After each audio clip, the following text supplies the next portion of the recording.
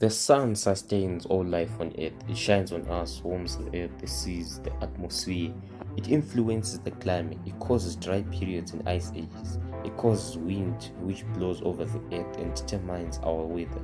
Its storms disrupt radio communication, causes electrical charges, and even tree rings are marked with radioactivity. It's always raining somewhere in the world. By the way, the place with highest rainfall in the world is in Hawaii. Rivers are constantly carrying rainwater back to the ocean. Why doesn't the ocean sometimes overflow? You guess it. The sun is responsible. All the Earth's water flows in a cycle. The warm rays of the sun evaporate the water from the Earth's surface, including the ocean water. That's why the sea level stays the same all the time. The vapor rises until there is colder air. Then tiny droplets settle on dust particles and form clouds. If the cloud becomes too heavy or hits a mountain, the water falls as rain on the ground.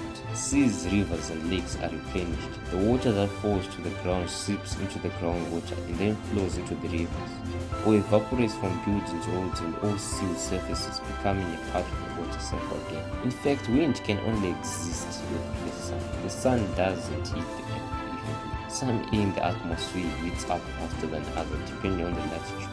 Also, there are significant temperature differences between different layers of air. Warm air masses act like a magnet and attract cold air. The movement of air masses give rise to winds, and depending on the strength, we experience a light breeze, high winds, or a dangerous storm.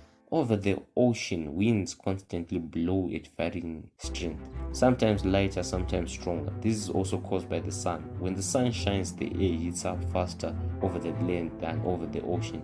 The warmer air expands and rises. Cold air flows into the empty space that has been created at the surface. This movement of air masses is what we experience as wind. On a side note, at night, it cools down fast on land compared to the ocean. That's why the wind direction turns at night and blows towards the ocean. The sun is the source of all heat and light energy on Earth. Aside from the obvious benefits of solar energy and aside from our obvious knowledge that the sun is the source of all food on Earth, how much direct or indirect sun does the human body need to survive, if any? We know that all plants require a certain amount of sunlight to make food and survive through a process called photosynthesis. We know that animals get their energy from the food they eat. However, animals will not have food source if it were not for the sun. For example, some animals live deep underwater where no sunlight exists, but they feed on organic matter, dead plants, and organisms that sink to the ocean floor from the surface. This organic matter contains energy that was first produced by the sun. Humans get our energy from the food we eat, and all of the food is derived from the energy of the sun.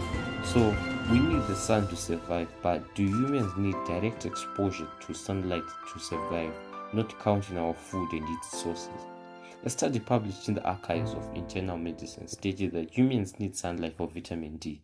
The study shows that those with the lowest vitamin D levels have more than double the risk of dying from heart disease and other causes of sunshine. Vitamin D may protect against a host of diseases, including heart disease, cancers, prostate cancer, and colon cancer. Sunlight, vitamin D also has other health benefits, like protecting against depression, active immune system. Submarines have gone without sunlight for periods exceeding 6 months using vitamin D supplement. It is unlikely, though, that an adult could die directly and exclusively from prolonged darkness.